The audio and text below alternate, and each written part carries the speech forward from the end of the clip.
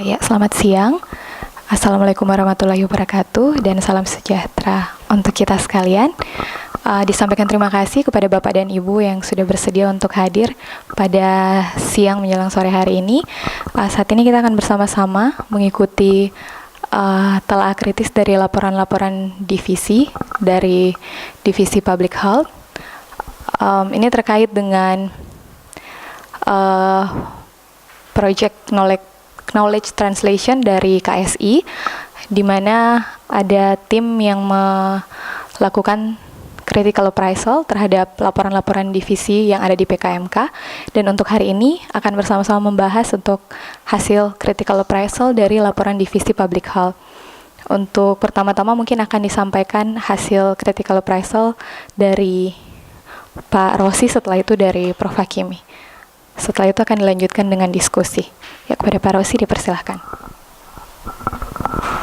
Terima kasih Mbak Novi. Kita akan membahas hasil telah kritis dari kalau ada waktunya nanti 6 laporan Divisi Public Health. Sebelum Pak Hakimi mulai, saya akan beri pendahuluan sedikit. Jadi tujuan pertemuan ini adalah untuk mendapatkan tanggapan dari peneliti dan konsultan yang diundang, terutama dari Divisi Public Health. Tanggapan terhadap hasil critical appraisal laporan Divisi Public Health yang dibuat oleh Profesor Hakimi dan saya. Dan kalau ada tanggapan nanti akan dimuat di web PKMK. Dan diharapkan informasi yang dimuat di web ini dapat dimanfaatkan oleh para pembuat keputusan dan para praktisi. Nah, informasi yang disediakan untuk para pembuat keputusan dan praktisi paling sedikit harus memenuhi 2 syarat. Yang pertama, informasinya tentang intervensi yang efikasius untuk memecahkan masalah praktis. Nah, intervensi ini bisa berupa kebijakan, bisa berupa intervensi pelatihan atau suatu budget atau apa saja yang diduga akan memecahkan masalah praktis. Jadi harus ada bukti yang valid bahwa memang berdaya guna. Tapi selain itu juga harus dapat dipahami oleh para pengguna dari informasi ini. Jadi sebelum dimuat di web, sebaiknya diolah dulu, dikemas dulu supaya siap pakai, karena para pembuat keputusan dan para praktisi mungkin tidak punya waktu untuk langsung membaca makalah ilmiah. Jadi sebaiknya ada yang mengolah, atau istilahnya ada perantara atau pialang pengetahuan. Dan dalam proyek KSI, kegiatan mengolah informasi ilmiah ini menjadi informasi yang siap pakai akan banyak ditekankan. Nah, bukti apa yang perlu diperhatikan? Kalau kita lihat di piramida bukti ini, ada makin tinggi kualitas dari bukti. Yang paling rendah adalah sekedar informasi dari para expert, para ahli.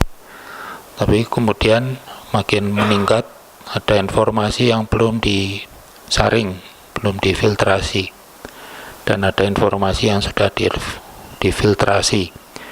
Jadi ada penelitian-penelitian yang rancangannya masih lemah, dalam arti banyak variabel-variabel perancu yang belum dikendalikan, mulai dari penelitian-penelitian kasus kendali atau studi-studi kasus, kemudian meningkat, makin banyak variabel kendali yang bisa variabel confounding yang bisa dikendalikan seperti cohort studies, dan yang paling banyak bisa mengendalikan adalah RCT atau eksperimen murni. Tapi ini sekedar yang dilaporkan di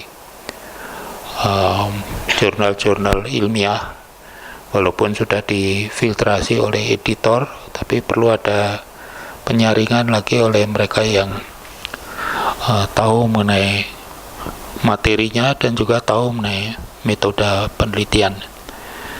Jadi ada yang sekedar di critical appraisal lalu dibuatkan sinopsisnya, tapi kemudian ada yang sudah dikelompok-kelompokkan dalam topik-topik atau tema-tema tertentu dengan tujuan akhir nanti supaya bisa disintesa.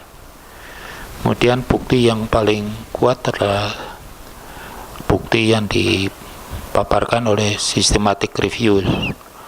Jadi selain skopnya yang lebih luas, dari seluruh dunia dikumpulkan bukti-bukti ilmiah, dan tidak hanya yang dipublikasi, kadang-kadang juga yang tidak dipublikasi secara resmi, ada yang dalam berbagai bahasa, kemudian disaring, di critical appraisal, dan disintesis. Jadi bukti yang seperti ini yang diharapkan dapat dimuat di situs jejaring dari PKMK. Nah, ada upaya awal untuk sebenarnya memberikan bukti kepada para praktisi bahwa apa yang pernah dilakukan oleh PKMK ini mungkin bermanfaat bagi para praktisi dan pembuat keputusan. Nah, idealnya sebenarnya apa yang dipresentasikan nanti oleh Prof. Hakimi dan saya tidak hanya critical appraisal dari laporan ini, tetapi sudah disintesa dengan laporan dari proyek-proyek sejenis, atau juga ditambah dengan systematic review laporan-laporan yang lain. Namun karena systematic review untuk topik-topik dari proyek-proyek ini sulit ditemukan systematic review-nya atau penelitian-penelitian sejenis, jadi apa yang kami presentasikan ini hanya sebatas critical appraisal dari laporan tunggal. Jadi tidak disintesa dengan hasil penelitian pihak-pihak lain, tapi di masa akan datang akan digabungkan dengan penelitian dari mahasiswa S2 dan S3 dan juga proyek-proyek dari organisasi-organisasi lain. Jadi tergantung waktu, nanti ada 6 laporan, nomor 1 sampai 3 akan dipresentasikan oleh Pak Hakimi, kemudian 3 yang berikut oleh saya. Kita mulai saja dengan yang dari Profesor Hakimi. Silakan, Pak. Saya dulu. Kenapa? Oh, ganti, langsung. Oke. Nah, saya nomor 4 ini. Ini laporan tentang suatu proyek yang paling tidak dipublikasikan tahun 2014, yaitu Primary Healthcare Financing and Expenditure Bottleneck Study di NTT dan Jawa Timur. Jadi intinya penelitian mengenai hambatan pembiayaan dan pengeluaran, ya, financing and expenditure. Nah, sebenarnya proyeknya ini tujuannya penting karena seperti yang kita ketahui, pelayanan kesehatan banyak terhambat atau tidak berjalan lancar karena masalah keuangan yang kurang lancar. Namun dalam proyek ini yang sejauh yang bisa saya amati, tidak digunakan suatu kerangka konsep yang sebenarnya dapat membantu para peneliti atau pengelola proyek untuk meneliti secara lebih sistematis hubungan antara hambatan-hambatan ini dan kinerja financing. Nah, saya mencari di kepustakaan ada kerangka konsep dari WHO yang disingkat OASIS, Organizational Assessment for Improving and Strengthening Health Financing. Nah, di dalam kerangka konsep ini ada 6 jenis hambatan yang diidentifikasi yang mencakup masalah rancangan organisasi dan perilaku organisasi. Yang dimaksud dengan rancangan adalah kebijakan dan peraturan yang dibuat atau yang berlaku di organisasi, sedangkan organizational practice ini menyangkut kemampuan dan kesediaan dari SDM untuk mentaati peraturan atau kebijakan yang berlaku di organisasi yang bersangkutan. Jadi dengan menggunakan kerangka konsep ini juga dapat dihasilkan 6 rekomendasi perbaikan. Nah, kerangka konsep ini seperti ini, mungkin terlalu kecil untuk dilihat.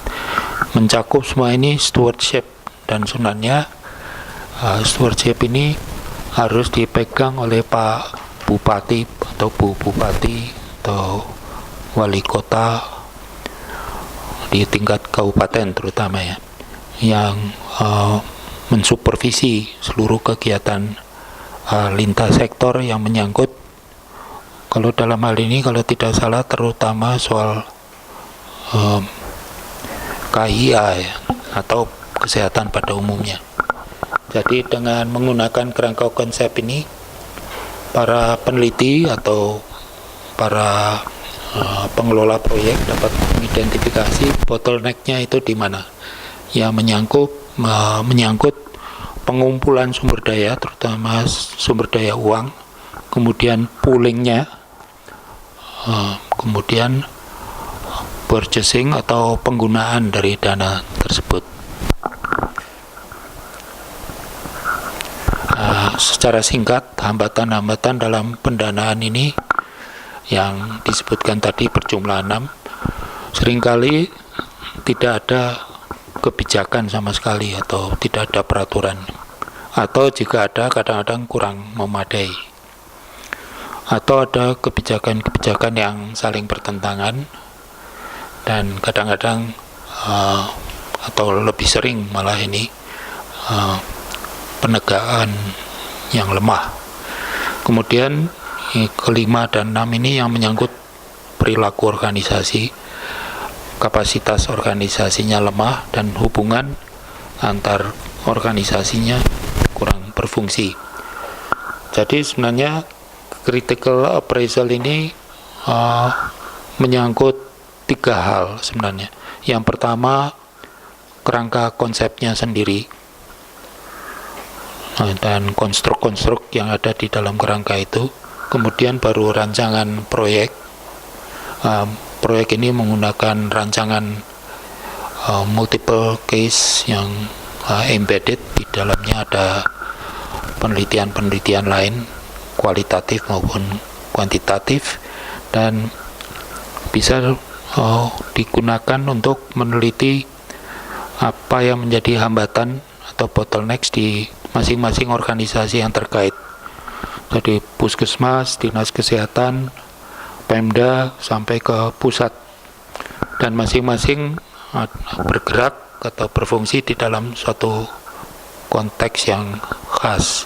Jadi dibandingkan di proyek ini provinsi yang maju dan kurang maju, yang maju maksudnya Jawa Timur, yang kurang maju NTT, kemudian ada puskesmas pedesaan dan perkotaan. Jadi sebenarnya dari segi rancangan suatu permulaan yang baik, tetapi untuk bisa dijadikan bukti memerlukan seperti yang tadi ditunjukkan dalam piramida, perlu rancangan randomized case control dengan unit-unit analisis kabupaten-kabupaten yang ditempatkan secara acak di daerah proyek dan atau daerah intervensi dan daerah kontrol atau pembanding. Tapi sebelumnya memang saya ulangi lagi, kerangka konsepnya harus jelas dulu. Kemudian yang ketiga, pelaksanaan. Nah, dalam laporan perlu juga ditulis secara detail bagaimana pelaksanaannya di lapangan.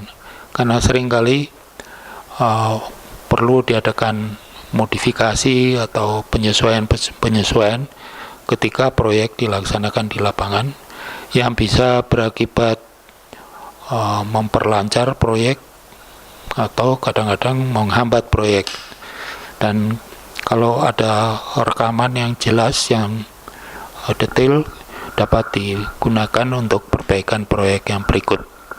Ini mengenai proyek atau laporan proyek yang pertama, primary healthcare financing dan expenditure bottlenecks, penelitian mengenai hambatan. Dilanjutkan atau Pak Hakimi dulu?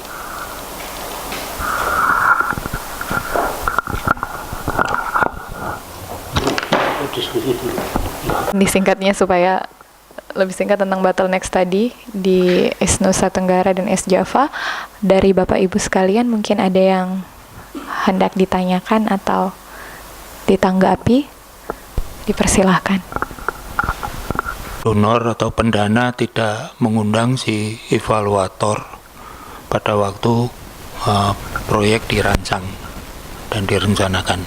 Idealnya sejak awal yang mengevaluasi keberhasilan proyek sudah harus dilibatkan, karena kesimpulan tentang keberhasilan proyek ini sangat tergantung dari tiga hal.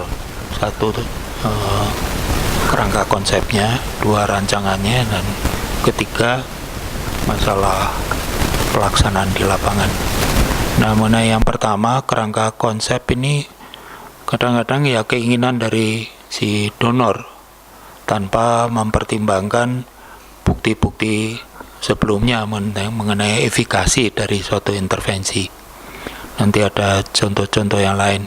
Misalnya di proyek yang lain ada intervensi yang namanya evidence-based teams, tapi secara konseptual kurang kuat.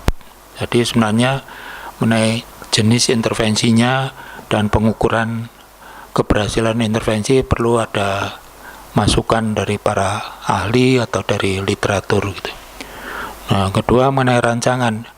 Kadang-kadang para pendonor membayangkan proyek intervensi lalu ukur hasilnya. Nah, lalu sukar menyimpulkan kalau keberhasilan atau ketidakberhasilan yang dilihat disebabkan karena intervensi. Karena ada banyak faktor-faktor lain yang ikut mempengaruhi. Dan desainnya paling sederhana. Intervensi, evaluasi, one shot case study. Ini rancangan pra-eksperimental.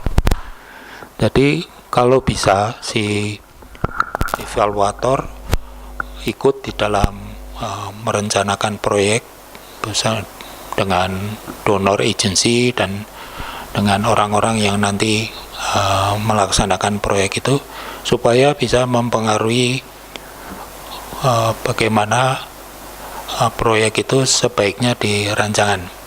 Jadi dalam hal ini unit analisisnya adalah kabupaten-kabupaten. Jadi kalau ada sejumlah kabupaten, baik itu di Jawa Timur maupun di NTT, kemudian dibagi secara acak ke kelompok intervensi. Intervensinya mungkin berupa intervensi untuk memperbaiki financing dan kelompok yang tidak dikenakan intervensi atau intervensi yang lain. Nah, walaupun intervensinya tidak dilakukan oleh proyek, tetapi ada hal-hal yang bisa memprediksi. Dalam hal ini, intervensi dilakukan oleh pihak lain, disengaja maupun yang tidak disengaja.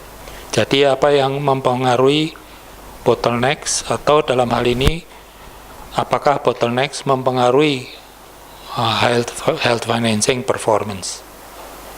Jadi intervensi dalam tanda kutip di sini bottlenecks-nya. Nah, ini mungkin tidak disengaja atau disengaja dengan berbagai macam pengaturan. Kalau menurut OASIS ya ada dua pengaturan ya, soal struktur atau desain institusional dan soal perilaku organisasi. Nah, apakah ini betul-betul yang menjadi penentu dari health financing performance atau ada hal-hal lain? Kalau rancangannya lemah, sulit untuk membuktikan bahwa bottleneck ini yang menyebabkan health financing performance-nya rendah. Jadi masalah mengevaluasi. Jadi si pengguna dari informasi ini, kalau misalnya hasil dari proyek ini dimuat di web, pertanyaan dari praktisi, apakah betul hambatan-hambatan dalam fungsi financing ini berpengaruh pada performance financing? Dia ingin jawaban. Atau lebih maju lagi, kalau ada intervensi untuk memperkecil bottleneck, ini para praktisi pasti berminat apa intervensi yang berdaya guna untuk mengurangi bottleneck dan bagaimana pengaruhnya ke health financing performance. Tapi kalau mereka melihat bahwa rancangannya lemah, mereka pikir ini bukti yang tidak kuat.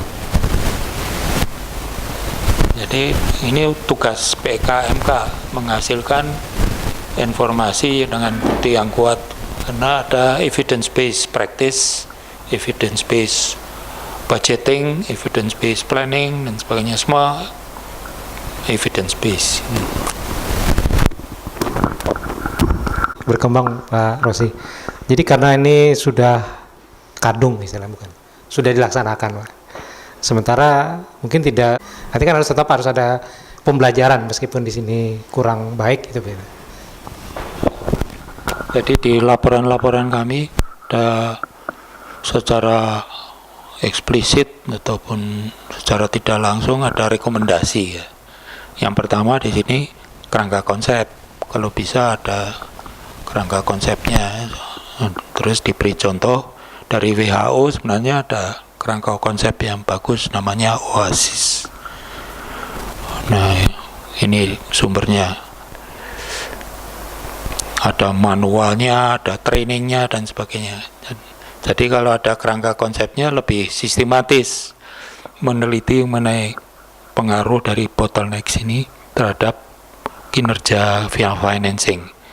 Yang kedua, rekomendasi dari kami ini sebenarnya case study ya tetap bermanfaat, apalagi kalau detail sekali, jadi banyak kualitatifnya, tetapi untuk dijadikan bukti yang kuat ditingkatkan rancangannya menjadi misalnya tetap case study tetapi ada control case ya.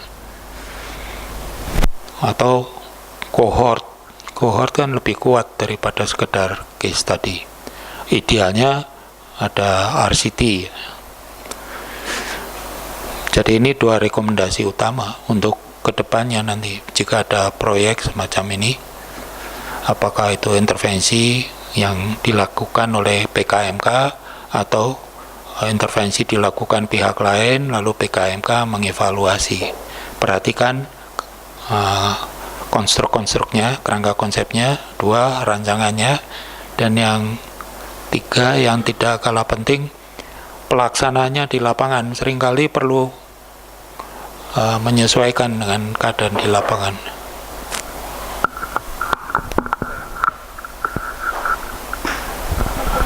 Pada Pak Dwi dan juga Pak Rosi untuk jawabannya. Mungkin masih ada lagi terkait dengan